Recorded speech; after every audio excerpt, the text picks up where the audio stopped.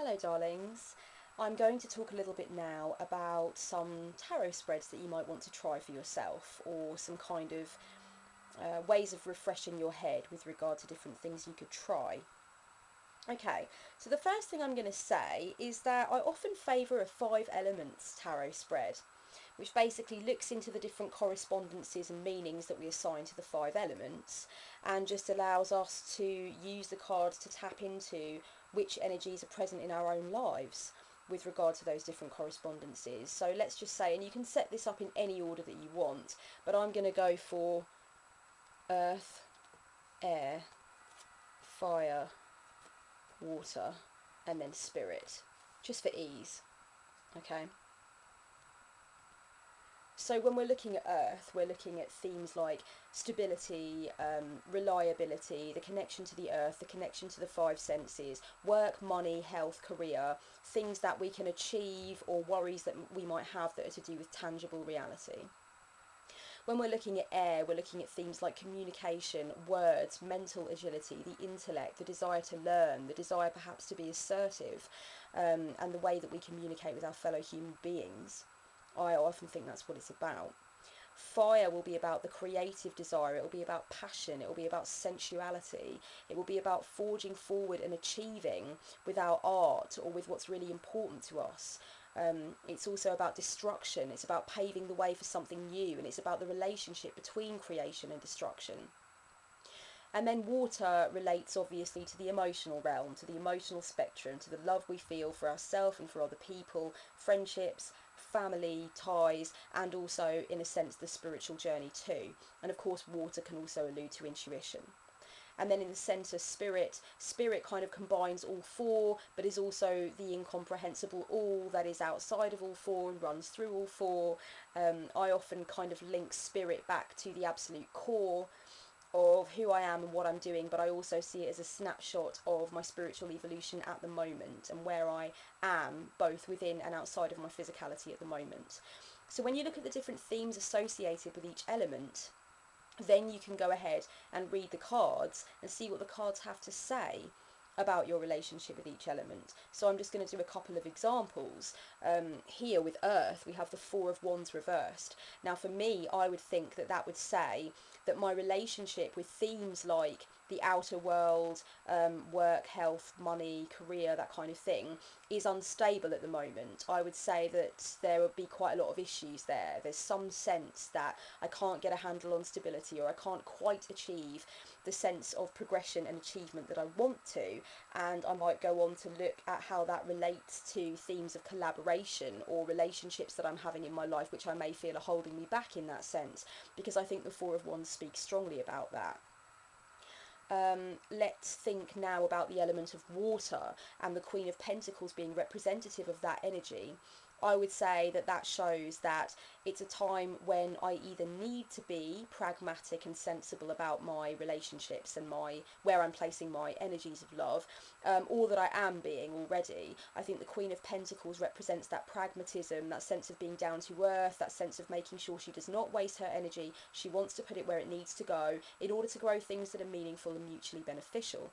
So when she shows up to represent the element of water with everything that that kind of entails, I would say that it's probably a cautionary element, a way of saying you need to rein in your energetic output, you need to be careful who you love, you need to be careful how much you're following your head in comparison to how much you're following your heart, and find that comfortable balance. So if you see what I mean, the 5 element spread is great. Once you've got a handle on the associations for the 5 elements, which I know that most people watching my channel will already do, then you're set with a really great kind of well-rounded reading that will give you a fantastic snapshot for what's going on. There's another 4 card reading that I've been enjoying doing lately. I've been adding it actually to a lot of the larger readings that I do, that I work on over on the shop. I've been adding either some or all of these 4 positions because I think they just work in such great harmony with each other. So the first one is receive, the second one is release, the third one is action, and the fourth one is healing. So it's kind of, in a sense, part way between being proactive and being reflective, in a sense. And I just came up with this one day. I thought, yeah, this is a perfect mixture of 4 cards that kind of encourage proactive forward progression, but also allow the client to link into what's going on in the here and now, and what the lessons are and what they need to move on from. So with release and receive, I think the theme is obvious. It's about what you need to release from your life, what you need to shake your hold off of, what you need to let go of and leave in the past. Perhaps you need to do some work to get to that stage, but it's really about confirming what's no longer serving you. So for example, in this case, interestingly, it's strength reversed. So I think that could be about passivity for some people. I think it could be about lacking the ability to be assertive, lacking the ability to go forward with strength, lacking the ability to voice what you want and going after what you want in your path. I often feel that strength reversed denotes passivity, or denotes the fear of actually coming out and saying, this is me, this is what I want to do, this is my identity. It might be about people pleasing, for example. So in this spread, it would be about releasing that, really letting go of that and stepping into your personal power. And the receive card would reflect that quite nicely. And then beneath you've got healing and action. So healing is obviously about what steps can be taken to actually go into healing, and what steps can be taken to ensure that you are inviting it and that you're open to it. I would say the Magician reverse for some people would be a measure of taking yourself out of your current role, taking yourself out of your current social dynamic. Maybe you're the court jester, maybe you kind of embody the hero archetype or the magician archetype. Everybody enjoys having you around, you're quite sociable, but you're actually masking a lot of the underlying pain.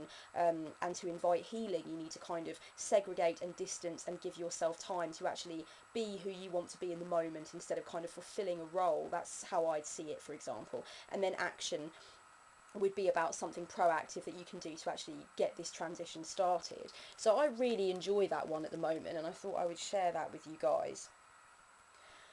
You can do archetype readings if you're interested in archetypes. You can do, for example, you can see how in touch you are, or what your relationship is like with the child archetype, for example, or the warrior, or the explorer, the mother, the jester, the ruler, the hero, the sage, the wise woman, the creator, all of these different archetypes. You can really kind of get a handle on where they are for you. For example, if you really want to link in with your inner child archetype, if you feel like you really need to invite that sense of adventure and spontaneity and just really loving the moment, maybe you feel you're bogged down with lots of work concerns and everything's very high stress, and you feel like linking in with your inner child would be a good thing to do, then I would suggest maybe drawing one card to represent your relationship with your inner child now, and then maybe you could do, for example, a strength and a weakness card perhaps. So where is your inner child most kind of left to its own devices, and where is your inner child quite weak? Which situations do you get put into where it's quite weak? So that would kind of be a good one to do. I don't know if you're really going to want me to go through examples for every single interpretation, but just for this one, if it's confusing anybody, where the inner child would be strong with the Three of Cups reversed, I feel would be when you're out of situations where you feel like you have to play a role, or when you're out of situations where it's like strong family ties and you feel like you're very stuck in terms of what you can do. I sometimes feel like the Three of Cups reversed might suggest a restrictive atmosphere where you kind of don't feel that you can really be yourself. So I would say that the inner child is kind of marred by that, and I would say that when it's in the driver's seat is when the person is kind of free to love and free to be expansive, or maybe those two positions were the other way around, but you get what I mean. You have to kind of look at the strengths and look at the weaknesses in terms of what opens the door to the inner child for you and what shuts the door on the inner child. And then, you know, you can do things like action, you can do things like healing, you can do kind of maybe what you've overlooked or what you need to focus on to invite the inner child in. And you can do this with any single archetype. You can really bond with the archetypes and check in with them if you feel like there are any that you really want to get in touch with. Now, what else can I say? Okay, so following on from the release and receive cards that I was talking about, I do offer an option on my shop called a suitcase tarot reading, which is basically just a really long version of release and receive. It's about metaphorically packing a suitcase for your desired future and finding out what you need to pack in that case and what you need to leave out, what you need to leave behind. You know, you don't need that, it's baggage kind of thing. So what I would suggest with that is I would definitely draw an obstacle card for that, and I definitely draw a core card. The core card is a snapshot of the current mindset of the client, and the obstacle card is whatever might be standing in the way of that. And then what I would do is I would draw 3 things that you should pack in your suitcase that are going to be good to get you towards kind of where you want to go in your future. And then 3 things that you really need to leave out of your suitcase, those things that are just emotional baggage that are going to be weighing you down. And this is a simplified version of the suitcase tarot reading that I do. I must say there are lots of other positions, but just for the purposes of an example, I think that using the metaphor of a suitcase is probably one of the best ideas I've come up with for a tarot spread. So I thought I would just kind of put that in there if anybody wanted to try that as well. Some 3 card spreads. You know, some people really still enjoy the 3 card spreads. I know I do. A few of my clients and a few of my family members just really prefer a quick snapshot tarot reading, nothing too elaborate. So I'd go maybe for mind, body and spirit is a good one to do. Kind of covers all bases and it's quite general, so you can think about the different ways that it applies to your life. You could also do yesterday, today and tomorrow if you're going through a struggle or a transition or a particular experience that's really taking place in the here and now, and you may need to genuinely plan what you're going to do tomorrow with regard to what happened today and regard to how you feel about yesterday, then that would be a perfect one to do, I think. So 3 card spread have still really got it going on. They're great for snapshots. I think one of the deeper ones you could do when you're looking at kind of limiting beliefs or bad habits that roll around in your life is you could look at things like what's the root cause of that habit for me, you know, what's really at the bottom. And then maybe you could look at the internal and external influences that kind of exacerbate that problem. So you can look at what's going on inside you that's kind of exacerbating the bad habit, and then have a look at what's going on in the outer world that's exacerbating it. And then moving on from that rather heavy stage of the theme, you could go on to look at your signature strengths, the things that you can use to really break out of that bad habit, your action plan for the next 3 months, and that could go down 3 cards if you want. The action plan might be quite a decent idea. And then you can also look at a message of healing just to kind of encourage you and comfort you and keep you going. So I think that one's quite a nice one. But you know, I play around with these spread ideas all the time and I change things up. I'm always thinking of new ways that I can keep them relevant for me or for the client that I'm working for. And also I like to play around with the actual positions because I sometimes feel that holds sway in terms of what kind of catches my eye first. One thing that it is quite good to do is to select a card to represent you at the moment, your core, the snapshot of how you feel and what's going on. And that in itself can be quite expansive because you can draw a card that you don't quite expect and it can make you think about your issue in a different way. And then what it's a good idea to do is to have a look at, like, say you draw some cards blind, because I'll show you how this kind of works.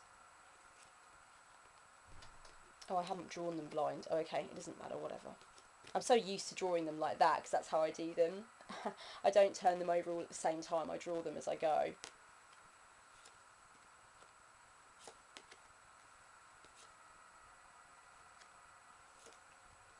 So we're just going to do a cluster of sorts, maybe. Yeah. Something like that. Nice and elaborate.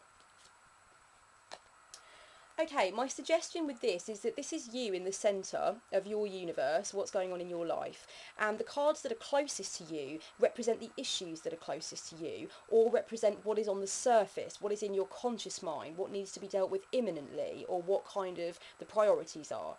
Everything that's on the outside can either represent things that are kind of further away or influences that are kind of creeping in but are not quite at the centre, or things that perhaps you haven't considered, things you've overlooked.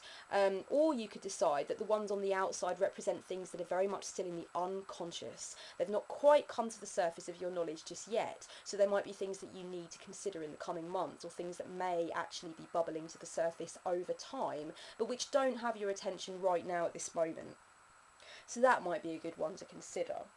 And the last thing that I want to say, lastly but not leastly, as we move towards our next spot in the Wheel of the Year, is that the Wheel of the Year spread is always a good one, isn't it? And I just thought I'd remind you guys of that. Obviously, if you're familiar with the themes and the associations for the Wheel of the Year, then you'll be having an understanding of how you can draw out an 8-card spread to represent each spot on the turning year. And you can look at how the associations and themes fit with the card and what that card would have to say about that. And you can actually do that as a forecast. You can do that as a forecast for your year ahead if you want to. And it's quite interesting when you do things like that to look back and see what the results were and see if they matched up. And you are amazing, but you would be amazed at how accurate that is so often. So yeah, I'm going to leave you with those thoughts and ideas. Much love, blessed be, and enjoy the tarot journey.